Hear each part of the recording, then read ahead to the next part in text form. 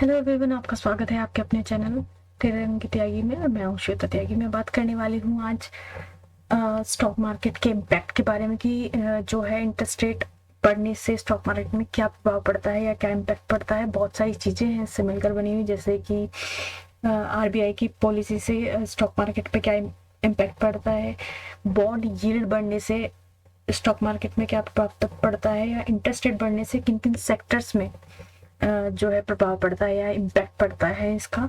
तो हम जानेंगे इन्हीं सारे पॉइंट्स के बारे में। अगर आप मेरे चैनल पर नए हैं तो प्लीज़ मेरे चैनल को सब्सक्राइब करें, और वीडियो अच्छी लगे तो लाइक करें, इन्फॉर्मेटिव लगे तो लाइक करें।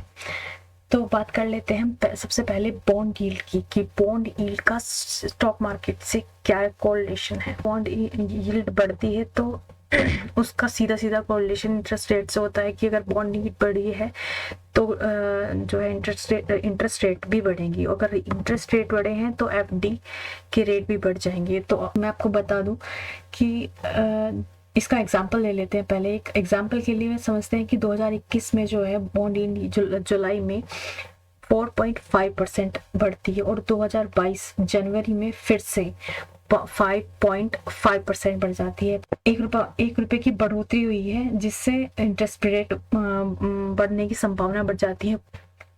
कुछ बैंक जो है बल्क डिपॉजिटरी रेट बढ़ा देते हैं, इंटरेस्ट रेट बढ़ने की संभावना बढ़ जाती है। अब जो इंडियन इन्वेस्टर है वो हमेशा एक रिलायबल एसेट में इन्वेस्ट करना पसंद करता है, जो कि हमारी इंडिया का इन्वेस्टर जो है वो फिक्स्ड डिपॉजिटरी में अपना जो पैसा है वो जमा करना पसंद करता है। और जब भी अगर वो किसी एसेट में, ऐसे एसेट में, रिस्की एसेट में अपना पैसा डिपॉजिट करेगा, तो वो सबसे पहले कंपैरिजन करेगा फिक्स्ड डिपॉजिट से, क्योंकि इंडिया का जो इन्वेस्टिंग का बेंचमार्क है वो एफडी है, और वो एफडी के रिटर्न से पहले कंपैरिजन करेगा अपने दूसरे एसेट का, रिस्की एसेट का। अगर वो उससे 10% या 5% या 10% से ज़्यादा इंटरेस्ट रेट देते हैं तो वो उस एसेट में डिपॉजिट करना पसंद करेगा। उन एसेट्स में हम गोल्ड बॉन्ड को भी ले सकते हैं, इक्विटी को ले सकते हैं, स्टॉक मार्केट को ले सकते हैं। इंटरेस्ट रेट और स्टॉक मार्केट के बीच क्या कोरिलेशन है, तो मैं आपको स्टॉक मार्केट और इंटरेस्ट रेट का जो है, इंटरेस्ट रेट के बीच जो है इनवर्स कोरिलेशन है, मतलब एक बढ़ेगा तो दूसरा घटेगा जरूर।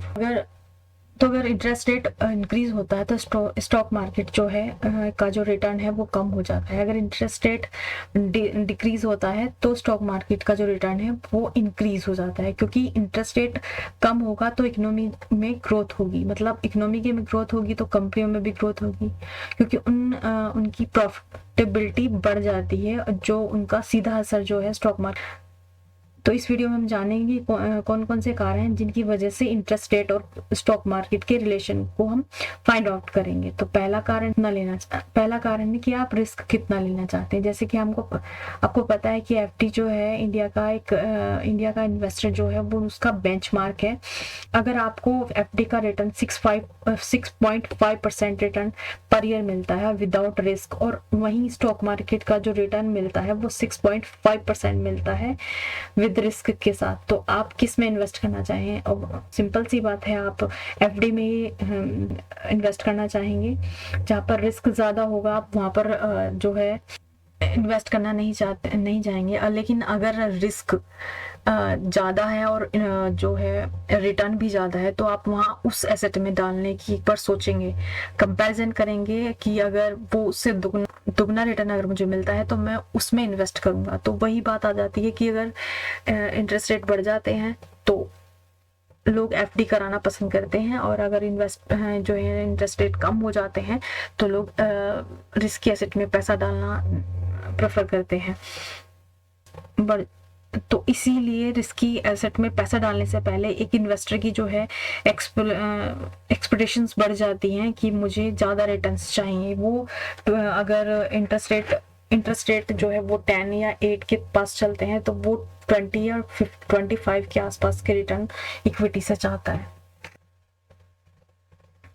बॉन्ड यील्ड हो या इंटरेस्ट रेट हो, दोनों ही कंपनी की प्रॉफिटेबिलिटी को इम्पैक्ट करते हैं। जैसे कि आपको पता होगा कि कंपनी अपनी ग्रोथ बढ़ाने के लिए इंटरेस्ट मतलब ब्याज लेती है। और अगर हायर इंटरेस्ट पर वो ब्याज लेगी तो कंपनी पर प्रॉफिटेबिलिटी में जा ही नहीं सकती। इसका सबसे बड़ा कारण ये है कि जो है सबसे छोटी कंपनी यानी स्मॉल कैप या मिड कैप ही सबसे ज़्यादा अपनी कंपनी को आगे बढ़ाने के लिए या ग्रोथ करने के लिए जो है ब्याज लेना या पैसे बोरो करती हैं, जिससे जो उनके स्टॉक प्राइस पर इसका असर जो है उनकी स्टॉक प्राइस पर पड़ता है। अब मान लीजिए कि आरबीआई ने इंटरेस्ट रेट कम कर दिया है, तो ये एक सबसे पॉजिटिव न्यूज़ होगी स्टॉक मार्केट के लिए। तो कंपनी यहाँ कम रेट पर इंटरेस्ट उठा सकेगी और अपनी ग्रोथ पर लगाए, और वो पैसा जो है अपनी ग्रोथ पे लगाएगी। ग्रोथ की संभावनाएं बढ़ जाएंगी, बीटा पे भी असर पड़ेगा, और ग्रोथ प्राइस जो स्टॉक प्राइस है उस पर भी असर पड़ेगा। तो इंटरेस्ट बढ़ जाएगा तो उसकी कॉस्ट बढ़ जाएगी, और इंटरेस्ट बढ़ जाएगा तो कंपनी की जो प्रॉफिटेबिलिटी है वो कम होती चली जाएगी और शेयर प्राइस नीचे की तरफ आता चला जाएगा। ये सबसे बड़ा रिलेशन है स्टॉक मार्केट और जब भी इंटरेस्ट रेट बढ़ते हैं तो वहीं दूसरी तरफ स्टॉक मार्केट के शेयर के प्राइस गिरते चले जाते हैं, क्योंकि प्रॉफिटेबिलिटी कम होती चली जाती है। तो अगर आपको ये इंफॉर्मेशन अच्छी लगी हो तो प्लीज़ मेरे चैनल को सब्सक्राइब करें, वीडियो अच्छी लगी तो लाइक करें।